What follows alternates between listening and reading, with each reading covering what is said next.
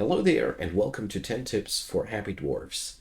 In this list, I have compiled all the really easy, understandable, and easily applicable things that you can do to make the life of your dwarfs easier and merrier. So let's get started right away. A lot of these things might already be known to you, but I hope that by the end of this video, at least a couple of things were helpful or new to you. So let's get started with number one, a bedroom for every dwarf. I mean, it is pretty simple, it is pretty understandable, but everybody needs his own bedroom.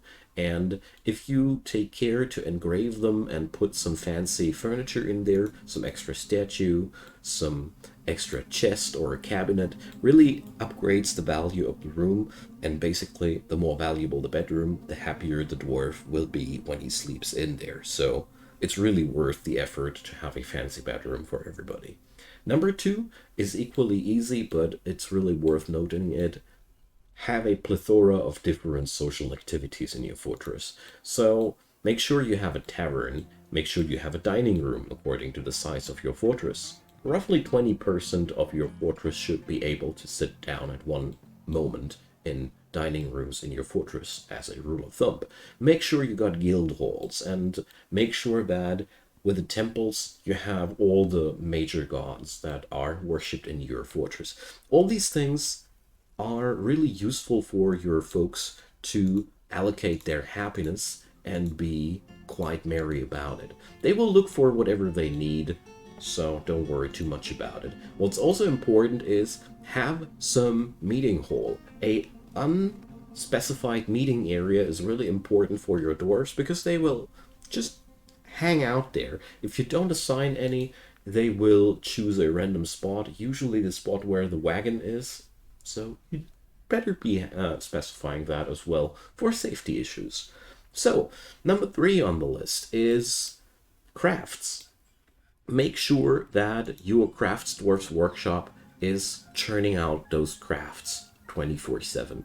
Your dwarfs have recurringly the need for something new. They want to pick up an item. If you have lots of crafts, your dwarfs will eventually run around with 3 crowns and all manner of ridiculous items. But most importantly, they will be happy about it whenever they want to grab something new, they'll find some in the local stockpile. It really helps a lot. So number four, the infamous unhappy children can be mitigated a bit by going into your labor orders and chores and check out that the children don't do chores. The less work your children do, the merrier and happier they'll be. This little thing here does a lot of happiness for your fortress.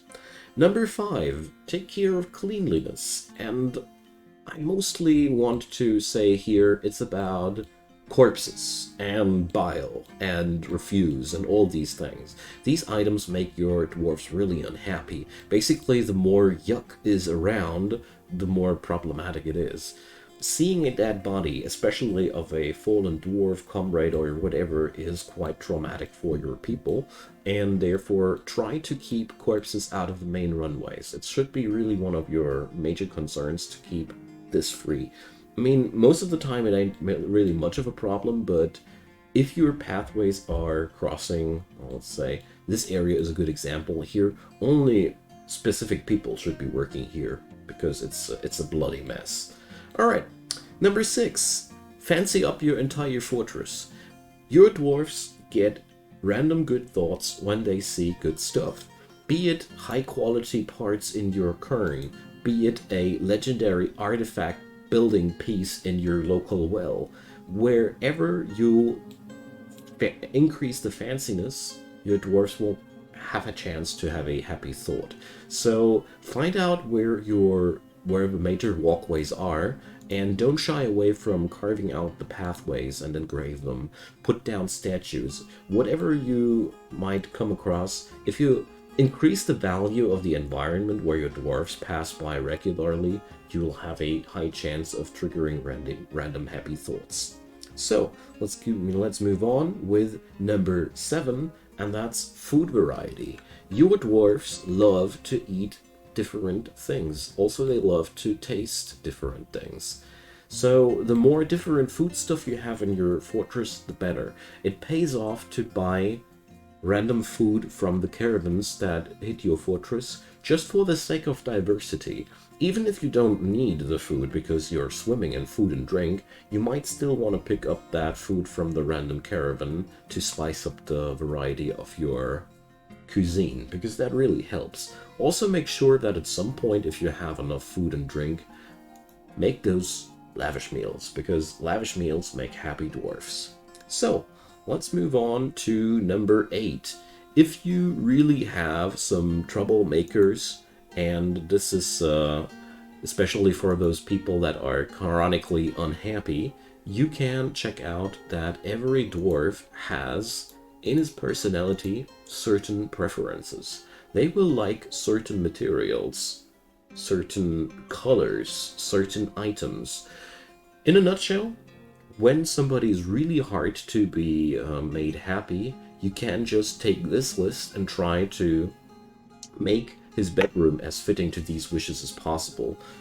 With the food, it's really hard because they can have such a tremendous variety of wishes there that it's really difficult. Probably you find something they detest which you can fix, but overall, the preferences screen is one last hurrah if you have really specific trouble with a certain person. So let's come up with number 9 here, and that's the unmet needs area here. This can be checked out if somebody has trouble as well. I mean, it is pretty obvious, but sometimes, and that's what I want to point out here, this guy here wants to craft something and he wants to do some martial training. So sometimes your dwarfs just need some therapeutical action.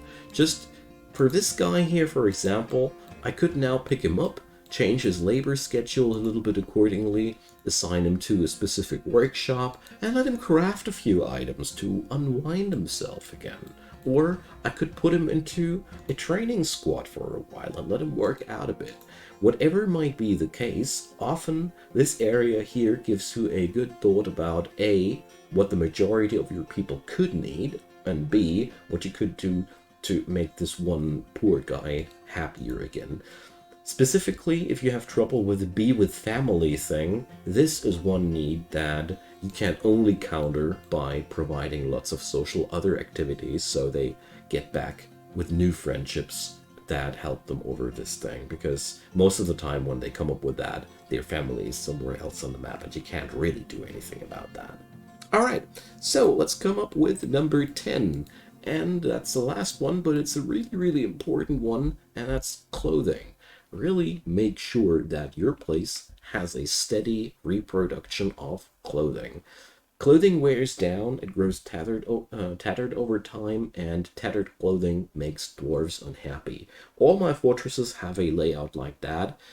As soon as I have a certain threshold of cloth, here it's more than 10 pieces, I start to churn out clothing for the entire fortress. The good thing about this is you only need to provide the stuff, your people will produce it and pick it up autonomously on their own. The only downside is you have all these things here lying around all over the place, which need to be sold out at the merchant, or you put them into a dump stockpile at some point. But whatever might be the case, clothing is really important, and it's easily fixed with work orders here.